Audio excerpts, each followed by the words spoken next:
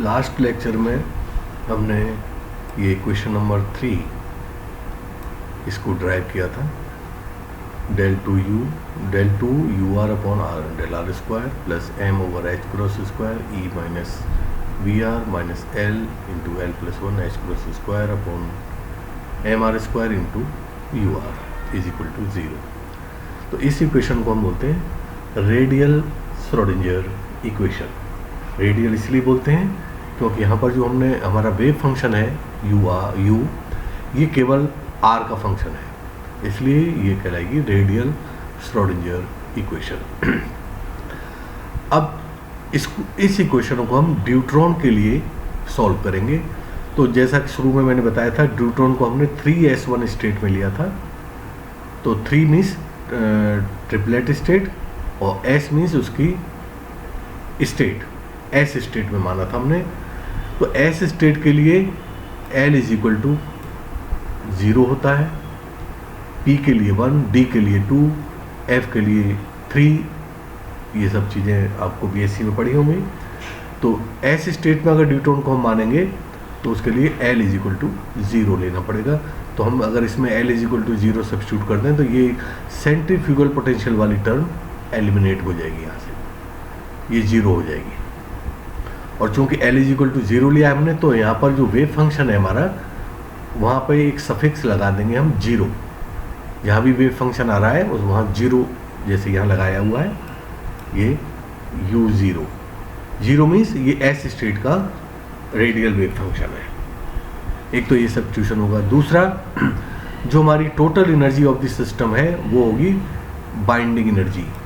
ये binding energy को W से रिप्रेजेंट किया है और ये माइनस में लिए, माइनस में इसलिए लिए है, कोई भी सिस्टम बाउंड स्टेट में तभी रह सकता है जब उसकी एनर्जी नेगेटिव हो। पॉजिटिव एनर्जी होते ही सिस्टम टूट जाएगा, तो इसलिए -W लिया है। और ये पोटेंशियल है, न्यूक्लियॉन्स के बीच में जो पोटेंशियल लग रहा है वो है VR। तो इन सब का हम इसमें इस इक्वेशन में अब सब्स्टिट्यूशन करेंगे। तो यहाँ इस इक्वेशन से हम आ गए यहाँ पर। तो देखिए u जो हमारा वेव फंक्शन था उसमें हमने 0 लगा दिया, फिर m upon h cross square as it is आ गया। e की जगह पर हमने -W बाइंडिंग एनर्जी रख दी और पोटेंशियल एज इट इज है -VR। ये टर्म 0 हो गई क्योंकि जो s हमारा फंक्शन है, न्यूट्रॉन को हमने s स्टेट में लिया है। s के लिए ऑर्बिटल एंगुलर मोमेंटम 0 होता है, तो वो 0 हो गया। फिर वेव फंक्शन आ गया हमारा और इसमें हमने सफिक्स लगा दिया 0। तो अब हमारी ये इक्वेशन बन गई। अब इसमें से ये माइनस माइनस 2 जगह आ रहा है, तो इसको हमने कॉमन ले लिया, तो ये माइनस यहाँ पर आ गया, तो अंदर से माइनस हट जाएगा। तो हमारी इक्वेशन हो जाएगी del 2 u0r upon del r square minus m upon h cross square W plus VR into u0r। ये होगी हमारी इक्वेशन नंबर 4। अब हम यहाँ पर जो जैसा कि हमारी हेडिंग में था, study of analysis of ground state of deuteron using square well potential. तो ये जो पोटेंशियल है ये हम स्क्वायर वेल, शुरू में मैंने कई तरह के पोटेंशियल बताए थे। विग्नर पोटेंशियल में एक पोटेंशियल था स्क्वायर वेल पोटेंशियल, क्योंकि उसको सॉल्व करना इजी होता है, इसलिए हमने स्क्वायर वेल पोटेंशियल लिया। उसको हमने वहाँ डिफाइन भी किया था। ये देखिए, ये उसकी शेप है स्क्वायर वेल पोटेंशियल की, एक वेल टाइप का है ये 0 से R0 तक पोटेंशियल की वैल्यू है -V0।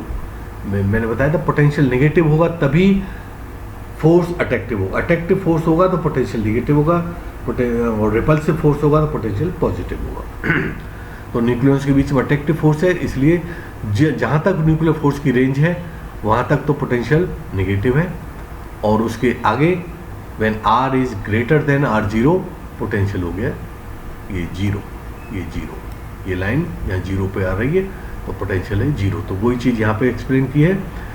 When R is less और equal to R0 the value of potential is -V0, and when the distance between nucleons is greater than R0 the potential is 0।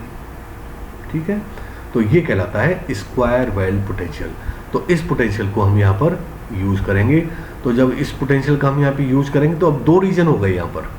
एक reason है 0 से R0 तक, यानी when R is less और equal to R0, एक reason, ये reason first मान लेंगे हम, इनसाइड द वेल, वेल के अंदर वाला रीजन, और ये वेल के बाहर, ये फर्स्ट रीजन हो गया और ये सेकंड रीजन हो गया, इन वेल के बाहर, when R is greater than R0।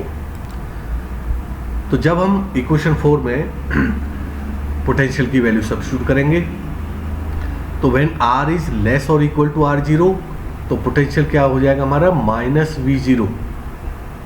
तो यहाँ उस इक्वेशन में लिखा था -VR, तो -VR की जगह -V0 रखेंगे तो ये +V0 हो जाएगा।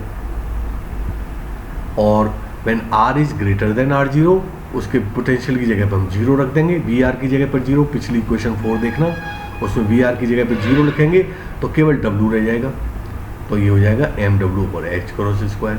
तो दो श्रोडिंगर इक्वेशन हो गई हमारी, एक तो ये इनसाइड द वेल और ये आउटसाइड द वेल।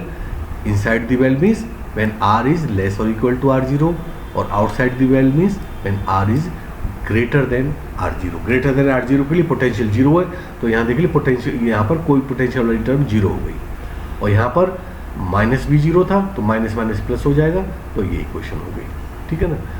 अब हम इस वैल्यू को, ये हम k² के बराबर सब्स्टिट्यूट करेंगे, m into V0 minus W/h², m into V0 minus W/h², इसकी जगह पर हम k² अगर रख दें तो ये इक्वेशन हमारी इस फॉर्म में आ जाएगी, del2u0r/r², del2u0r/r² प्लस इसकी जगह पर क्या हो जाएगा k², फिर u0r इज इक्वल टू 0। ये किस रीजन के लिए है, when R is less than R0, उस रीजन के लिए, फर्स्ट रीजन के लिए ये इक्वेशन हो गई हमारी। और ये क्या इक्वेशन क्या होती है कि आपको मैथमेटिक्स में पढ़ा होगा आपने बीएससी में, ये डिफरेंशियल इक्वेशन कहलाती है। ये एक तरह की डिफरेंशियल इक्वेशन है, और इस तरह की डिफरेंशियल इक्वेशन का जो सॉल्यूशन होता है, जनरल सॉल्यूशन, वो इस फॉर्म में होता है, साइन और कॉस के फॉर्म में आता है। आप थोड़ा रिमाइंड करेंगे अपना बीएससी की जो स्टडी की है आपने उसको, तो जो डिफरेंशियल इक्वेशन है इस फॉर्म की, जब यहाँ पे प्लस आता है, इस जगह पे प्लस होगा तो ये साइन और कॉस के फॉर्म में आएगा, या आयोटा थीटा के फॉर्म में आएगा, और जहाँ माइनस होगा तो एक्सपोनेंशियल के फॉर्म में आएगा। तो यहाँ प्लस है तो आयोटा मान लें या साइन कॉस मान लें। तो इसका हमने एक जनरल सॉल्यूशन लिख लिया, u0 सॉल्यूशन का मतलब है u0r की वैल्यू, तो u0r is equal to a sin kr plus b cos kr। ये एक जनरल सॉल्यूशन हो गया, किस रीजन के लिए, व्हेन R इज लेस और इक्वल टू R0, यानी पोटेंशियल वेल के अंदर। यहाँ पर जो A और B आ रहे हैं ये कोफिशिएंट्स हैं, इनको हम इवेल्युएट कर लेंगे बाद में, क्या वैल्यू होगी इनकी वो देख लेंगे। अब लेते हैं हम ये सेकंड इक्वेशन, चूंकि इसमें यहाँ माइनस आ रहा है, और ये जो वैल्यू है इसको हम लेंगे α²। ये जो वैल्यू देखो mW/h², यहाँ भी वही है, कहाँ गई, ये रही mW/h², इसको हमने ले लिया α²। तो इक्वेशन क्या हो जाएगी, इसकी जगह पे α² सब्स्टिट्यूट कर दो तो हमारी ये इक्वेशन आ जाएगी। ये वाली जो ऊपर इक्वेशन थी वो इस फॉर्म में हो जाएगी, लेकिन चूंकि यहाँ पर क्या आ रहा है, माइनस साइन आ रहा है, तो इस तरह की जो डिफरेंशियल इक्वेशंस होती हैं उनका जो जनरल सॉल्यूशन होता है वो एक्सपोनेंशियल की फॉर्म में आता है। तो इसका जो सॉल्यूशन होगा जनरल सॉल्यूशन, वो उसको हम लिखेंगे u0r, सॉल्यूशन का मतलब जो हमारा वेव फंक्शन है उसकी वैल्यू, तो u0r is equal to c e⁻⁻r plus d e⁻⁻r।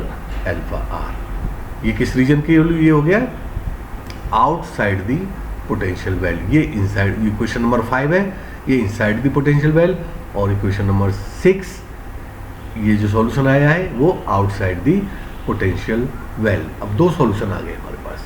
अब ये दो इक्वेशंस हो गई, फर्स्ट रीजन के लिए जो इनसाइड द पोटेंशियल वेल है उसको फर्स्ट रीजन मान लें, आउटसाइड द पोटेंशियल वेल है उसको सेकंड रीजन मान लें।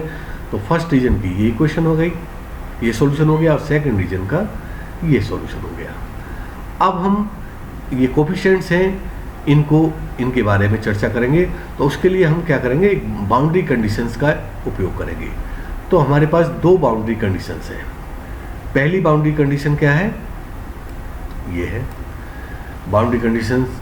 देखिए, व्हेन r टेंड्स टू 0, आपने शुरू में जब मैंने बताया था कि जो साई r वेव फंक्शन था उसको मैंने यू आर अपॉन आर के बराबर सब्स्टिट्यूट किया था, ठीक है ना। Psi r is equal to u r upon r, ये सब्स्टिट्यूशन देख लो, तो पिछले लेक्चर में ही बताया था मैंने। तो अब अगर r टेंड्स टू 0 हो, यहाँ पर r टेंड्स टू 0 कर दें हम, तो क्या होगा, psi r will tends to infinity, psi r infinity हो जाएगी, जो कि पॉसिबल नहीं है। साई आर को क्या होना चाहिए, फाइनाइट होना चाहिए। तो फाइनाइट ये तभी होगा when u r also tends to 0 for r tends to 0। तो u zero r tends to 0, u r tends to 0 when r tends to 0। ये पहली बाउंड्री कंडीशन हो गई। इसी तरह से अगर इसमें r टेंड्स टू इन्फिनिटी लगा दें तो क्या होगा, ये फंक्शन 0 हो जाएगा, ठीक है ना। तो इसमें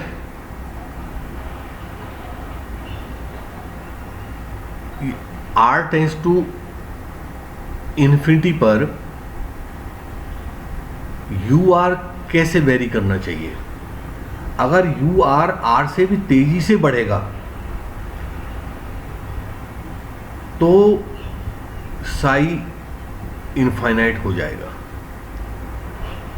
यानी इसको यहाँ भी ये r पे डिपेंडेंट है, r का फंक्शन है यू जीरो आर, और r टेंड्स टू इन्फिनिटी लगाने पर r तो इन्फिनिटी की तरफ जा रहा है, लेकिन यू आर भी इन्फिनिटी की तरफ जाएगा। लेकिन यू आर की जो इसमें जो इंक्रीमेंट होगा, बढ़ोतरी होगी, वो r से ज़्यादा नहीं होनी चाहिए। अगर r से ज़्यादा होगी तो ये साई फंक्शन दोबारा से फिर इनफाइनाइट हो जाएगा। तो ये तभी पॉसिबल है जब u zero r also tends to 0 for r tends to infinity, ठीक है। तो ये दो हमारी बाउंड्री कंडीशंस हैं, for r tends to infinity u r tends to 0, और for r tends to for r tends to 0 u r tends to 0, for r tends to infinity u zero also should become 0। तो ये दो हमारी boundary conditions हो गई। अब इन boundary conditions का हम इक्वेशन 5 और 6 में अप्लाई करेंगे, 5 में और 6 में। तो पहली बाउंड्री कंडीशन लेते हैं, for r tends to 0 u zero r also tends to 0। तो इसमें देखिए, when r tends to 0, r tends to 0 में तो साइन 0 हो जाएगा 0, ये 0 हो गई पहली टर्म। क्या बचेगा, ये कॉस के आर क्या हो जाएगा, ये यहाँ 0 रख दो, कॉस 0 इज इक्वल टू 1, तो b रह जाएगा इधर b। और फॉर r टेंड्स टू 0 इसकी वैल्यू क्या होगी 0, तो 0 is equal to 0 plus b, यानी b की वैल्यू क्या आ गई 0 पहली कंडीशन से, ठीक है ना। तो first boundary condition requires that b is equal to 0 in equation 5, therefore the allowed solution of the region first, यानी region first means r less और इक्वल टू r0। जब b 0 हो गया पहली बाउंड्री कंडीशन से, ये जो हमारी बाउंड्री कंडीशन थी पहली अभी यही अप्लाई किया मैंने, पहली बाउंड्री कंडीशन क्या है, for r tends to 0 u zero r also tends to 0। तो यहाँ पर हम लगाएंगे for r tends to 0, r को 0 रख दो, तो sine 0 is equal to 0 and cos 0 is equal to 1, तो राइट हैंड साइड में केवल b रह जाएगा, और लेफ्ट हैंड साइड में क्या हो जाएगा, ये r टेंड्स टू 0 पर ये 0 हो जाएगा, तो b इज इक्वल टू 0, एक b की वैल्यू आ गई हमारे पास।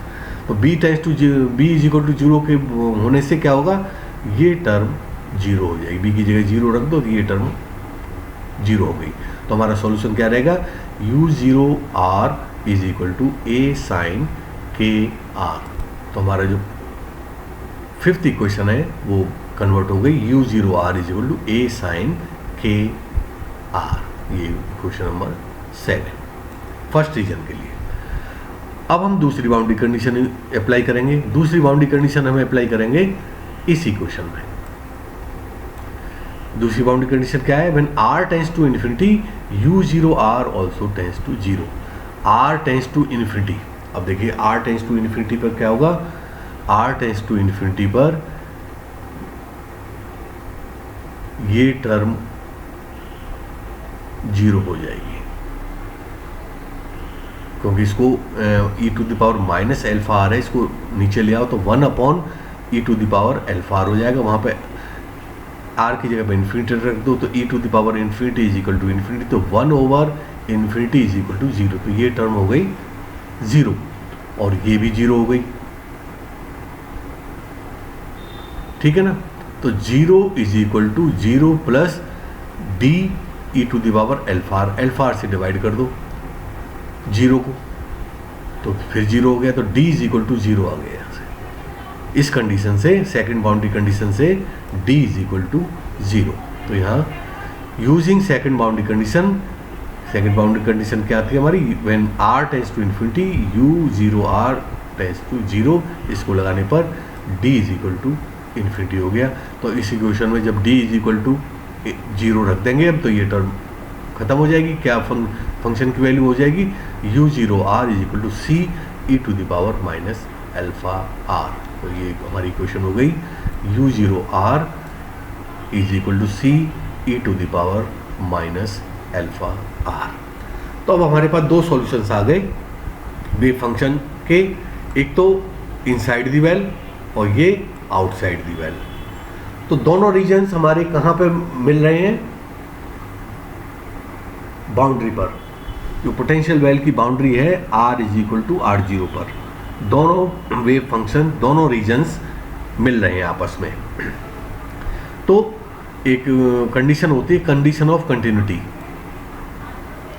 तो कंडीशन ऑफ कंटिन्यूटी ये कहती है कि बाउंड्री पर at r is equal to, potential well का ग्राफ है वो देखना, at r is equal to r0 दोनों रीजन्स मिल रहे हैं। फर्स्ट रीजन यानी इनसाइड द वेल और second region means outside the well, दोनों की बाउंड्री है r is equal to r0 पर। तो कंडीशन ऑफ कंटिन्यूटी कहती है बाउंड्री पर दोनों फंक्शंस और उनके फर्स्ट डेरिवेटिव इक्वल होने चाहिए, यानी कंटिन्यूअस होने चाहिए, ठीक है ना। तो दोनों फंक्शन, तो ये now the condition of continuity of the two functions and their derivatives at the boundary of the two regions gives, क्या होना चाहिए? दोनों फंक्शंस सेम होने चाहिए। यानी ये क्या है? u0r for the first reason, ये है ये भी u0r for the second reason. तो दोनों वेव फंक्शन बराबर हो गए at r is equal to r0। और इनके फर्स्ट डेरिवेटिव, इसको हम ड्राइव करें, इसको डेरिवेटिव, इसका डेरिवेटिव निकालें, फर्स्ट डेरिवेटिव। तो ये क्या होगा? साइन का डेरिवेटिव होगा कॉस, और k कोफिशिएंट है तो k इधर आ जाएगा, k a cos k r, कहाँ पर? r इज इक्वल टू, फिर बाद में सब्स्टिट्यूट करेंगे r is equal to r0। इसी तरह से इसका डेरिवेशन निकालेंगे तो ये माइनस एल्फा आर इधर कोफिशिएंट आ जाएगा, minus alpha c e to the power minus alpha r0। तो ये हो गया दोनों फंक्शंस का, ये जो दोनों फंक्शंस हैं ये वाला और ये वाला, दोनों का फर्स्ट डेरिवेटिव। तो ये भी at r is equal to r0 बराबर होने चाहिए, तो हमने बराबर कर दिया यहाँ पर, ठीक है। अब क्या किया? इस सेकंड इक्वेशन को फर्स्ट इक्वेशन से डिवाइड कर दिया। इस इक्वेशन को इससे डिवाइड करेंगे तो a से तो ये कट जाएगा, क्या आएगा? k कॉस अपॉन साइन क्या होता है? Cot, k cot k r0 is equal to, इसको जब इससे डिवाइड करेंगे तो केवल माइनस एल्फा रह जाएगा, तो माइनस एल्फा, और इधर का जो k था उसको नीचे ले आई, तो cot k r0 is equal to हो जाएगा माइनस एल्फा अपॉन k। अब एल्फा और k की वैल्यूज हमने पिछले पेज पर बताई थी।